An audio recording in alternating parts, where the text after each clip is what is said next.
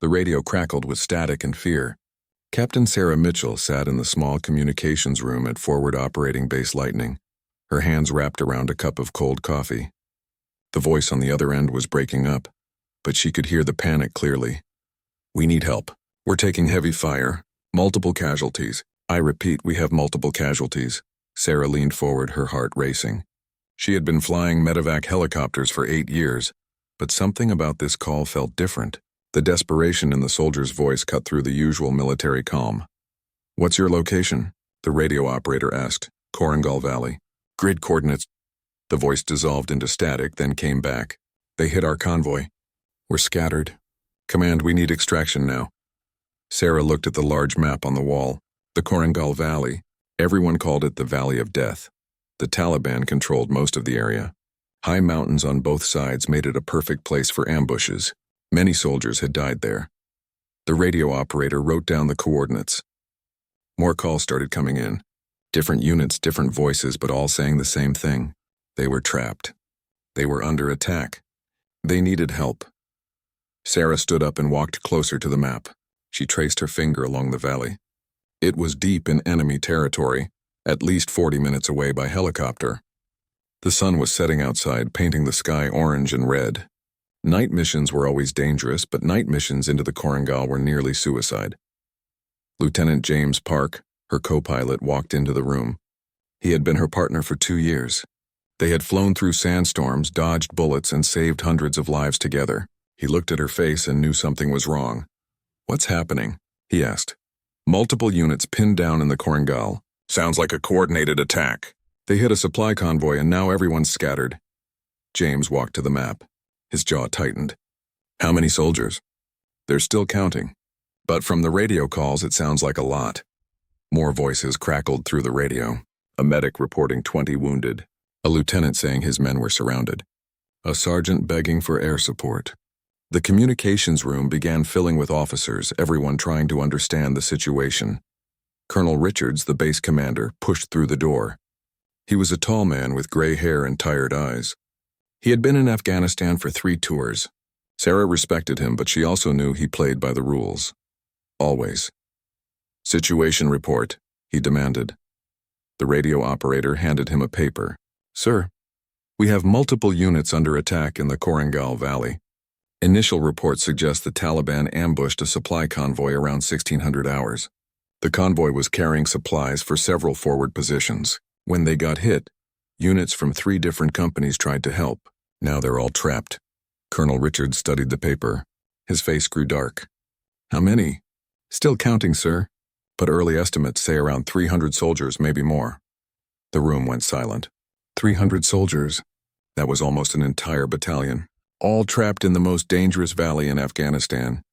Sarah felt her stomach drop. 300 people. Sons, daughters, fathers, mothers. All waiting for help that might never come. The colonel looked at the map. "What about extraction? Can we get helicopters in there?" A weather officer spoke up. "Sir, we have a massive sandstorm moving in from the west. It'll hit the valley in about 3 hours. Visibility will be 0. Wind gusts up to 70 miles per hour. What about going now before the storm hits?" "Sir, the sun sets in 40 minutes. We'd be flying in darkness, and the Taliban have the high ground. They'd shoot down any helicopter we send." Colonel Richards rubbed his face. Sarah could see him doing the math, weighing the options. Every commander's nightmare, soldiers in danger, no good choices. What about air support? "Can we bomb the Taliban positions?" "Too close to our guys, sir. We'd hit our own men." The radio continued its chorus of desperate voices. Sarah listened to each one. A young soldier crying for a medic. An officer trying to keep his men calm. A sergeant reporting that they were running out of ammunition. Colonel Richards made his decision. "Issue a stand-down order. All units are to dig in and defend their positions. We'll extract them when the weather clears." "Sir, that storm could last 12 hours or more," James said. "I know, Lieutenant, but I'm not sending helicopters into that valley at night during a sandstorm. That's a suicide mission." Sarah felt anger rising in her chest. "Sir, those soldiers won't last 12 hours. The wounded need medical attention now." "I understand that, Captain, but I won't sacrifice more lives on a mission that can't succeed. The order stands. Nobody flies tonight." The colonel left the room. The other officers followed, talking in low voices. Sarah stood frozen, staring at the map. 300 soldiers, left to die because it was too dangerous to save them. James touched her shoulder. He's right, Sarah, we can't fly in those conditions. It would be suicide. Maybe, she said quietly. The communications room slowly emptied. The radio operator stayed at his post, listening to the desperate calls. Sarah couldn't leave. She poured another cup of coffee and sat down. For the next 3 hours, she listened. She heard soldiers talking about their families. A 20-year-old from Texas who was supposed to get married in 2 months. A father of 3 from Ohio who showed everyone pictures of his kids. A 19-year-old who had joined the army to pay for college. She heard medics describing injuries. Gunshot wounds to the chest, legs blown off by mines, soldiers bleeding to death because there were no supplies to save them. She heard officers trying to organize defenses, moving men to better positions, rationing ammunition, making plans for a last stand if the Taliban attacked in force. Around midnight, the sandstorm hit. The wind howled outside the communications room. Sarah could hear sand blasting against the building. The radio calls became harder to hear. The storm was interfering with the signals. One voice came through clearly. It was a captain named Morrison. Sarah had met him once at a briefing. He was young, maybe 30, with a wife back home. "Command, this is Morrison. We have 42 wounded, 17 critical. They won't make it until morning. We need medevac now." The radio operator looked at Sarah. She could see the helplessness in his eyes. What could he say? That nobody was coming? That they were on their own? "Copy that, Morrison. Hold position. Help is coming." It was a lie. A kind lie, but still a lie. Sarah stood up. She walked out of the communications room and headed toward the helicopter hangar. The wind nearly knocked her over. Sand stung her face. She pulled her jacket tighter and kept walking. The hangar was dark except for a few work lights. Her Black Hawk helicopter sat in the middle, looking like a sleeping giant. Sarah walked around it slowly, running her hand along the metal body. She had flown this bird for 3 years. She knew every sound it made, every quirk, every weakness. James found her there 20 minutes later. He didn't say anything at first. He just stood next to her looking at the helicopter. "You're thinking about it," he finally said. "Yeah. It's impossible, Sarah. The storm, the darkness, the Taliban. We wouldn't make it 5 miles. Maybe." Command ordered a stand down. "If you fly, they'll court-martial you. Your career will be over." Sarah turned to look at him. Her eyes were red from exhaustion and emotion. 300 people, James, 300. And we're just going to leave them there to die because it's too dangerous? It's not about danger. It's about impossible.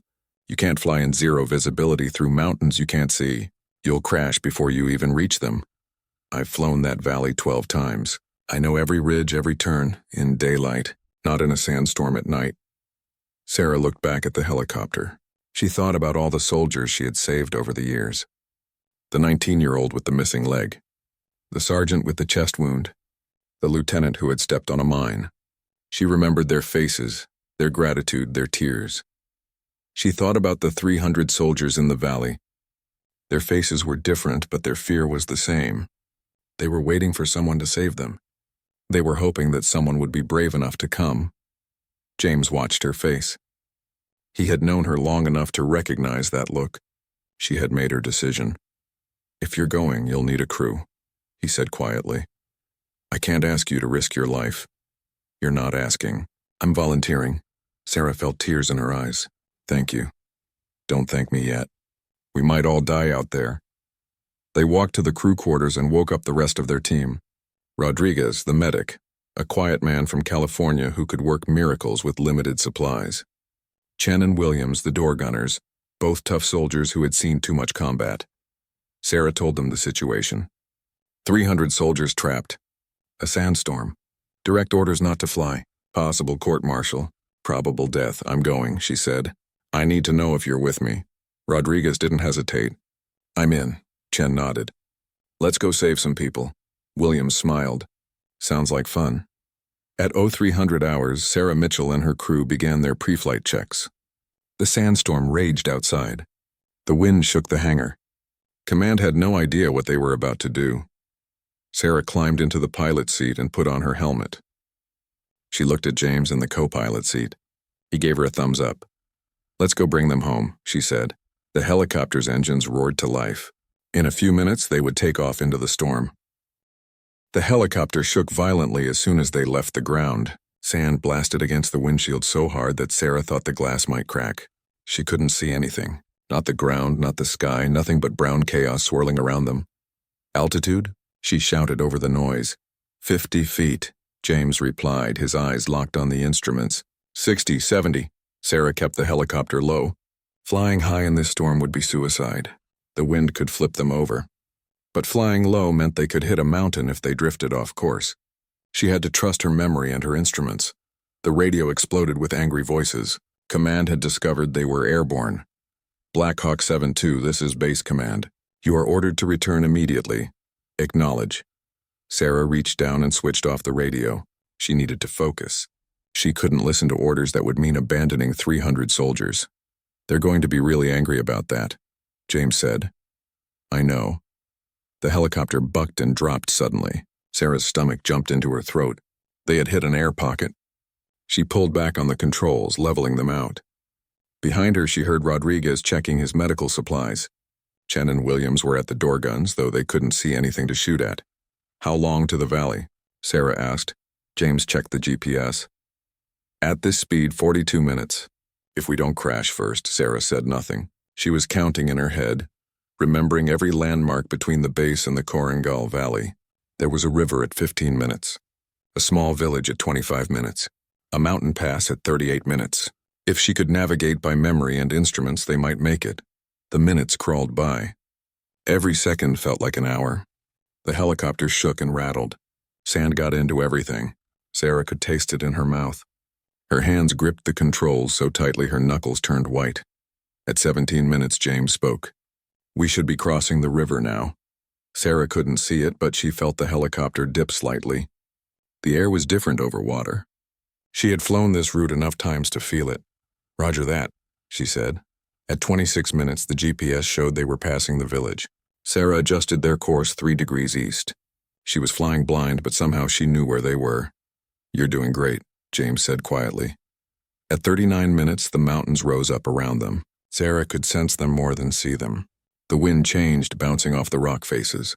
She climbed higher, giving them clearance over the pass. Then suddenly the radio crackled to life. She hadn't switched it off completely. Any call sign, this is Morrison. We need immediate medevac. We have men dying? Please, if anyone can hear this, we need help now. Sarah pressed the transmit button. Morrison, this is Black Hawk 7-2. We're 5 minutes out.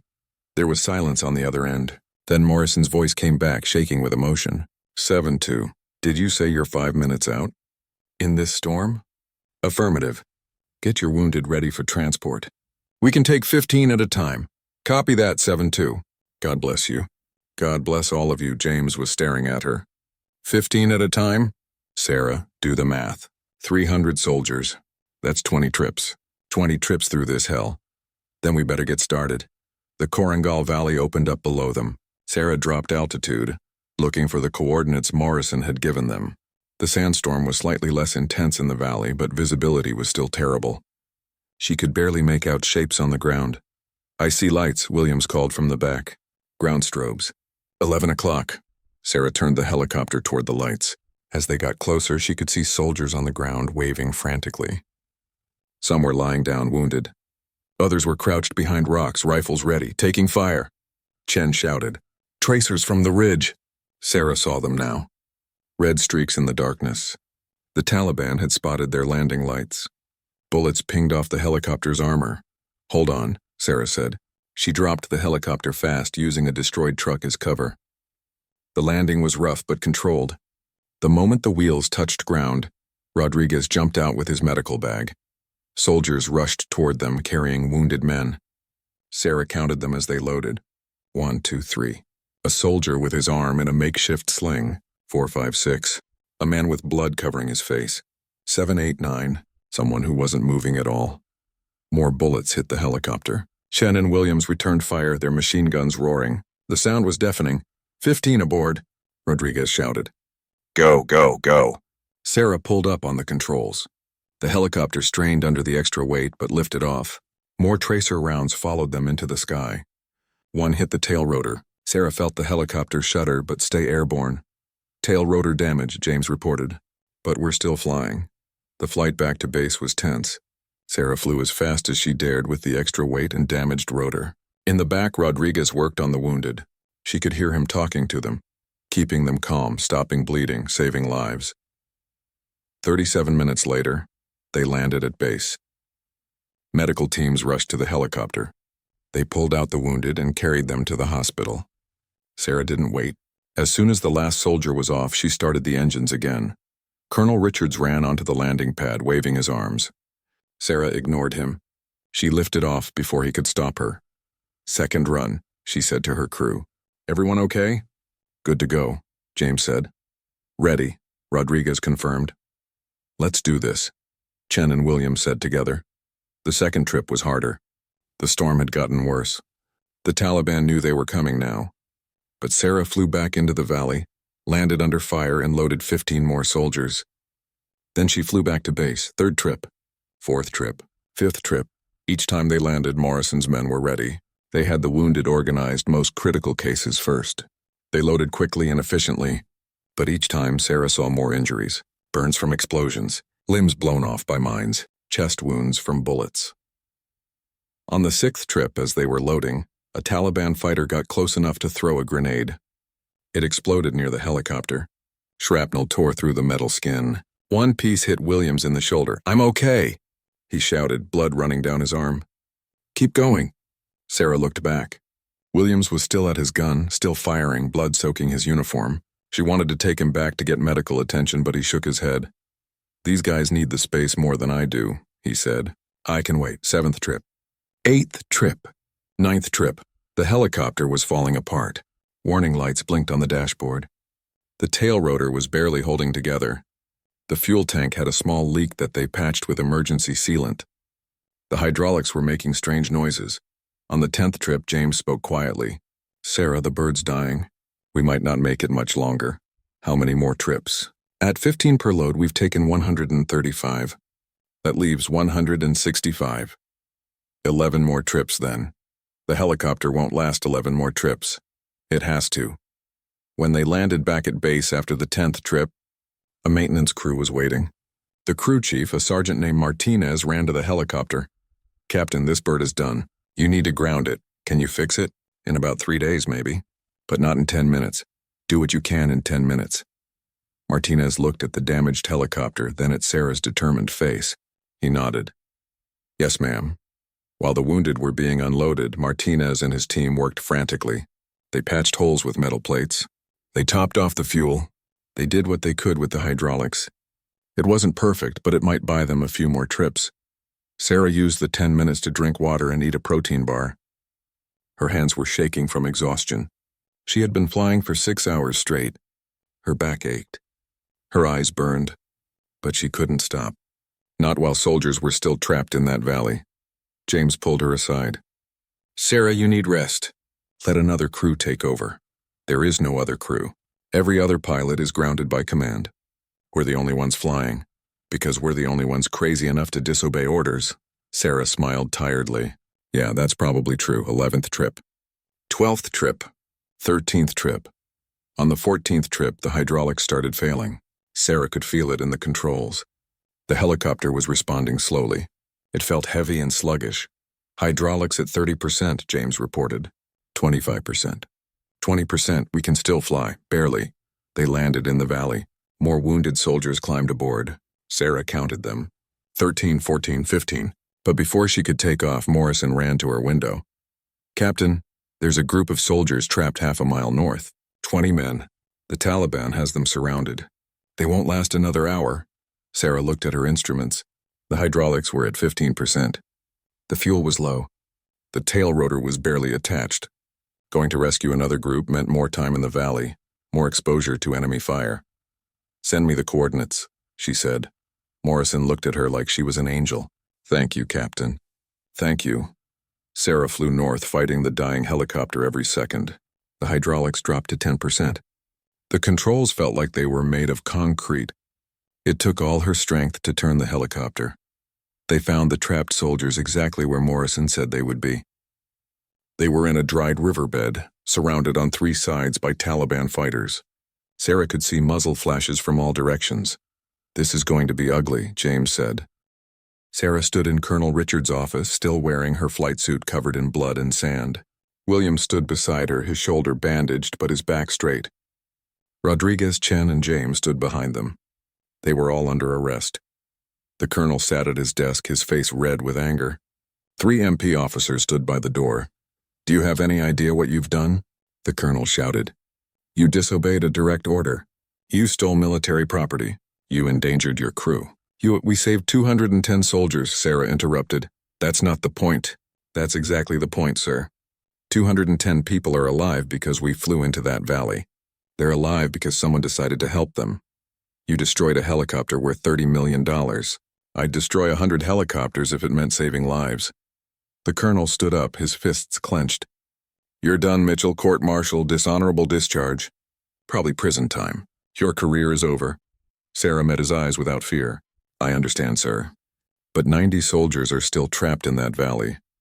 They need help. So if you're going to court-martial me, fine. But do it after we bring the rest of them home.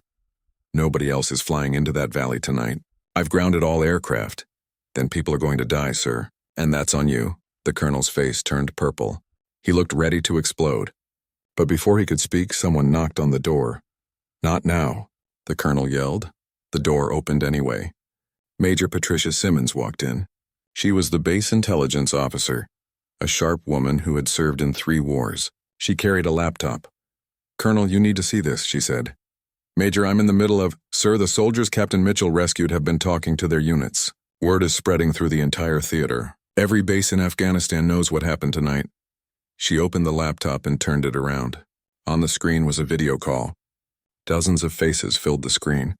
Officers from different bases all watching. "Sir," one of them said, "we're hearing that you've grounded all rescue operations. Is that true?" "Yes," the colonel said stiffly. "Weather conditions make flight operations impossible." "Sir, with respect, Captain Mitchell just flew 14 missions in those impossible conditions. She proved it can be done." Another officer spoke up. "Colonel, those 90 soldiers still trapped include men from my unit. If there's any chance of rescue, we need to take it." More voices joined in.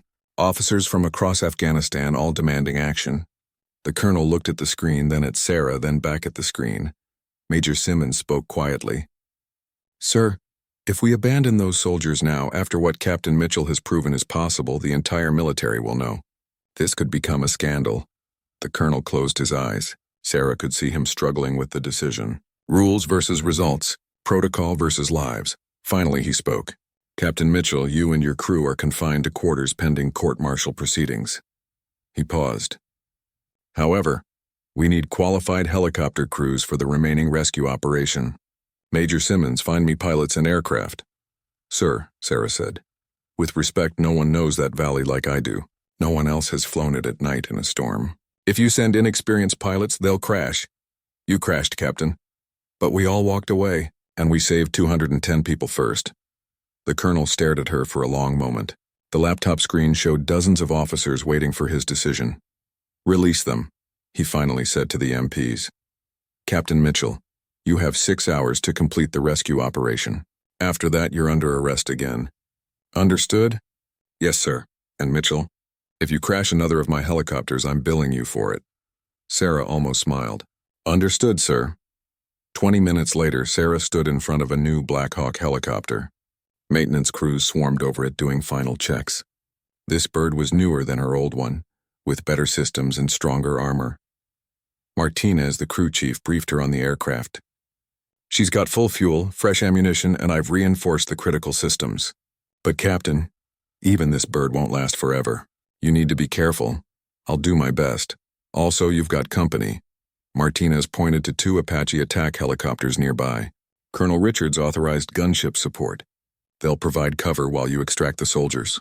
Sarah nodded. Apaches were powerful attack helicopters designed to destroy enemy targets. With them providing cover, the Taliban would have a much harder time shooting at her. James climbed into the co-pilot seat. "Ready for round 2? "Always." Rodriguez, Chen, and Williams loaded up in the back. Williams' shoulder was properly bandaged now, but he refused to sit this out. You should rest, Sarah told him. I'll rest when everyone's home, he replied. The two Apache pilots radioed in. Black Hawk 7-2, this is Apache 1-3 and 1-4. We're your guardian angels tonight. Copy that, Apache 1-3. Let's go get our people. They lifted off into the storm. The weather had improved slightly. The sandstorm was dying down, but visibility was still poor.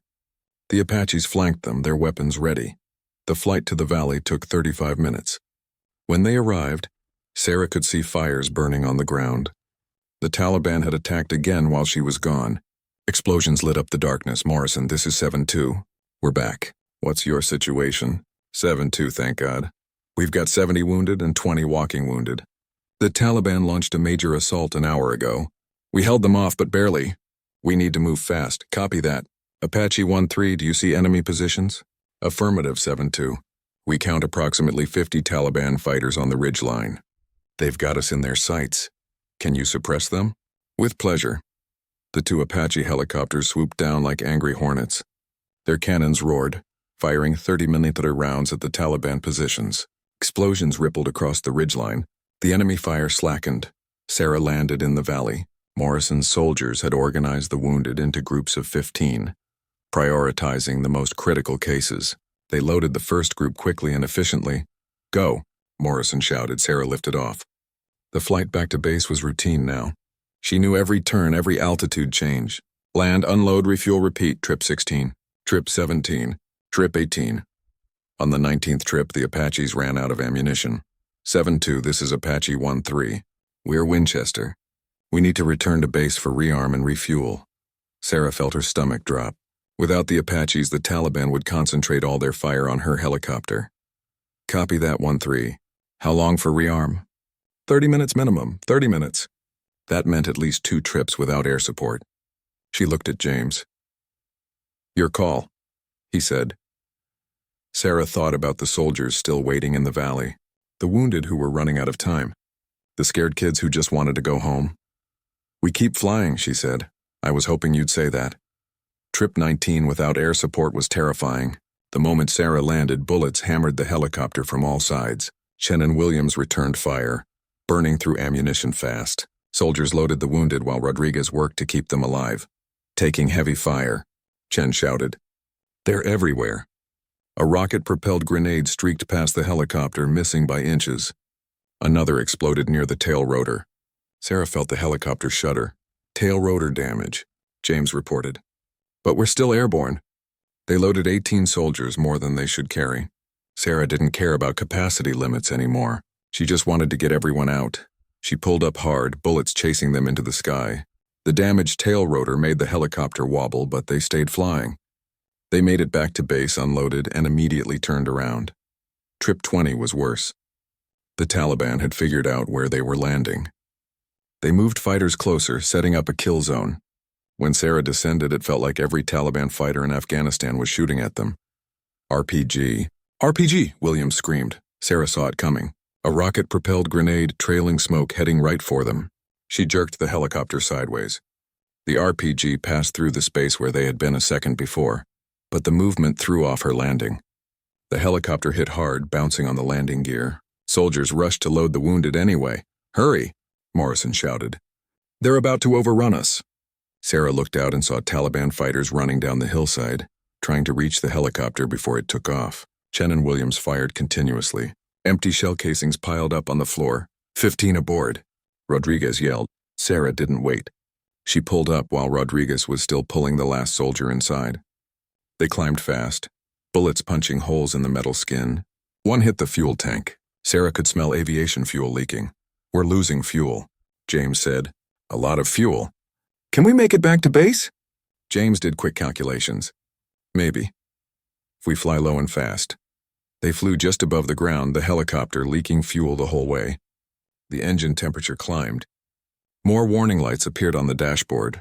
Sarah kept her eyes locked forward, willing the helicopter to keep flying. They made it back to base with the fuel gauge reading empty. As they landed, the engines coughed and died. They had used every drop of fuel. Martinez ran to the helicopter with his crew. They started emergency repairs while Sarah talked to the Apaches. 1-3, what's your status? Just finished rearming, 7-2.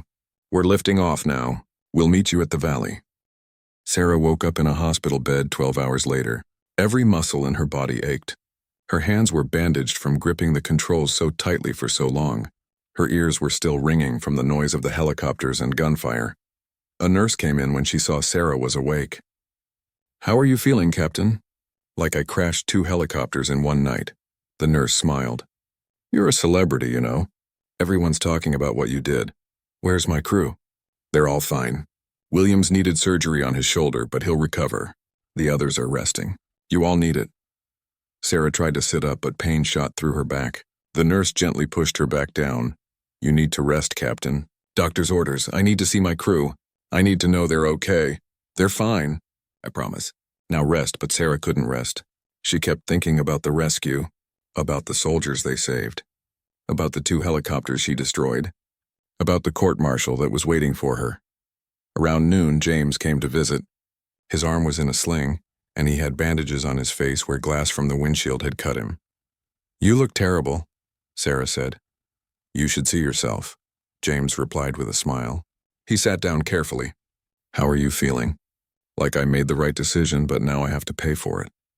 "Sarah, do you regret it?" She thought about that question. Did she regret disobeying orders? Destroying 2 helicopters? Risking her crew's lives? "No," she finally said. 340 people are alive. That matters more than anything else," James nodded. "The base is crazy right now. News crews are trying to get in. Generals are flying in from everywhere. And the soldiers you rescued, they're organizing something." "Organizing what?" "I don't know. But Morrison has been talking to all of them. They're planning something." 2 days later, Sarah was released from the hospital. She was immediately taken to Colonel Richard's office. This time the room was full of people. Several generals sat around the table. A legal officer stood in the corner with a thick file of papers. Major Simmons was there, along with several other officers Sarah didn't recognize. Colonel Richard stood when she entered. "Captain Mitchell, thank you for coming. Please sit down." Sarah sat, her back straight despite the pain. She had put on her dress uniform. If she was going to be court-martialed, she would face it with dignity. One of the generals spoke first. He was an older man with silver hair and rows of medals on his chest. "Captain Mitchell, I'm General Harrison from Central Command. I've reviewed the reports of your actions 2 nights ago. 23 missions into a hot zone during a sandstorm. 340 soldiers rescued. 2 helicopters destroyed. Approximately 47 violations of military protocol and direct orders." Sarah said nothing. There was nothing to say. It was all true. "You understand that your actions warrant a court-martial?" "Yes, sir." "You also understand that you could face prison time?" "Yes, sir." The general looked at the other officers in the room. Then he looked back at Sarah. "Captain, before we proceed, there's something you need to see." Major Simmons opened her laptop and turned it toward Sarah. On the screen was a video. It showed a huge crowd of soldiers gathered at the base airfield. Sarah recognized many of them. They were the soldiers she had rescued. Morrison stood in front of the crowd, speaking into a camera. 2 nights ago, Captain Sarah Mitchell saved my life and the lives of 339 other soldiers. She flew into hell repeatedly to bring us home. She disobeyed orders because following orders would have meant leaving us to die. She risked everything to save us." The camera panned across the crowd. Soldiers held signs that said, "Thank you, Captain Mitchell, and she saved us." Some were crying. Some saluted. Some just stood silently, witnesses to the truth. Morrison continued. "The military is considering court-martialing Captain Mitchell for her actions.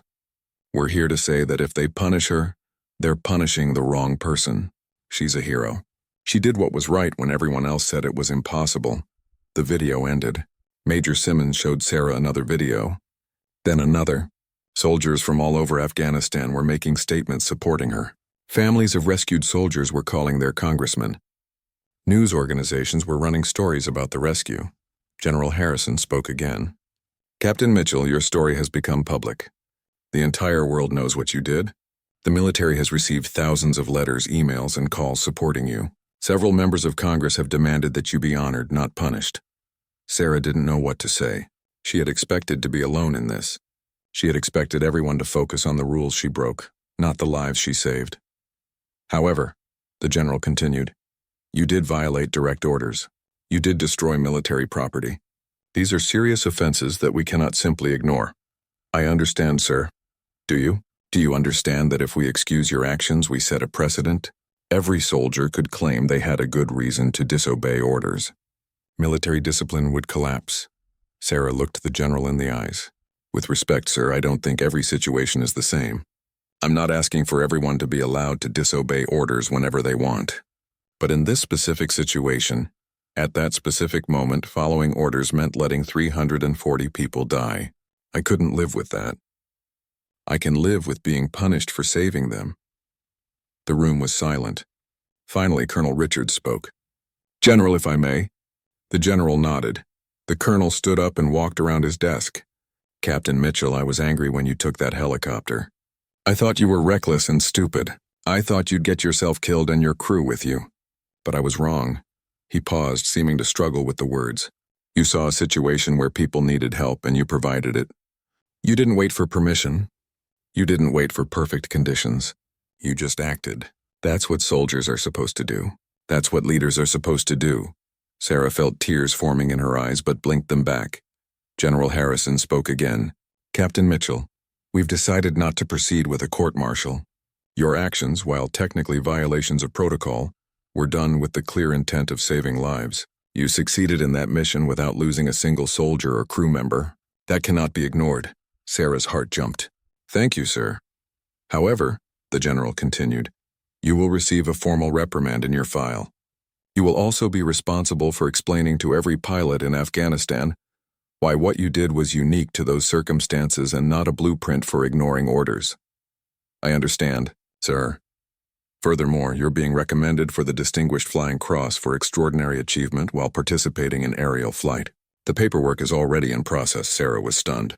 A medal? They were giving her a medal for disobeying orders? General Harrison smiled slightly. The military is a strange institution, Captain. We value following orders, but we value saving lives more. What you did was impossible according to every regulation and every safety protocol, but you did it anyway and everyone lived. That's worth recognizing. The meeting ended shortly after. As Sarah walked out of the office, she felt like she was floating. No court-martial. A reprimand, but also a medal. It was more than she had hoped for. Rodriguez, Chen, Williams, and James were waiting outside. They had all been listening somehow, probably through an open door or radio. We're not going to prison, Chen shouted, hugging Sarah. Williams, his arm still in a sling, grinned. I told you we'd be fine. You told me we'd probably die, James said. But we didn't, so I was right about being fine. They all laughed. Sarah felt the tension of the last 3 days finally releasing. Her crew was safe. The soldiers they rescued were alive. Everything had worked out. But as they walked toward the cafeteria to celebrate, Sarah heard her name being called. She turned to see Morrison running toward her, along with about 50 other soldiers. Morrison stopped in front of her, slightly out of breath. Captain Mitchell, we heard about the meeting. We're glad you're not being court-martialed. Thank you, Morrison. I'm glad too. We wanted to do something for you, for all of you. He gestured to Sarah's crew. You saved our lives. Some of us were wounded. Some of us wouldn't have lasted another hour. You came for us when everyone else said it was impossible. Morrison pulled something from his pocket. It was a patch, the kind soldiers sewed onto their uniforms. This one showed a black helicopter with angel wings and the words, the Angel of Korengal. Every soldier you rescued is wearing this patch now, Morrison said. 340 of us. We want you to have the first one. Sarah took the patch, her hands shaking. She looked at all the faces around her. These were people she had pulled out of hell. People who were alive because she made a choice, thank you, she whispered. All of you, thank you. More soldiers came forward, all wearing the patch. They shook her hand, hugged her, thanked her. Some were crying. Some were laughing. All of them were alive. That night, Sarah sat alone in her quarters, looking at the patch. The Angel of Korengal. She didn't feel like an angel. She felt like someone who did what needed to be done. But maybe that was what angels were. Not perfect beings without fear or doubt. Just regular people who saw others in trouble and decided to help no matter the cost. She thought about the 2 helicopters she had destroyed. $60 million of equipment, now scrap metal. 6 months later, Sarah stood in front of 200 pilot trainees at Fort Rucker, Alabama. The classroom was quiet, every student focused on her. She was teaching a course called Advanced Emergency Operations. Today's lesson was about decision-making under pressure. Here's a situation, Sarah began. You receive orders to stand down due to bad weather, but you know soldiers are trapped and dying. What do? A young trainee raised her hand. Ma'am, we follow orders. That's what we're trained to do. That's the right answer according to the rule book, Sarah said. But what if following orders means people die? The classroom buzzed with discussion. Sarah let them talk for a moment, then raised her hand for silence. I'm going to tell you a story. Some of you may have heard it before.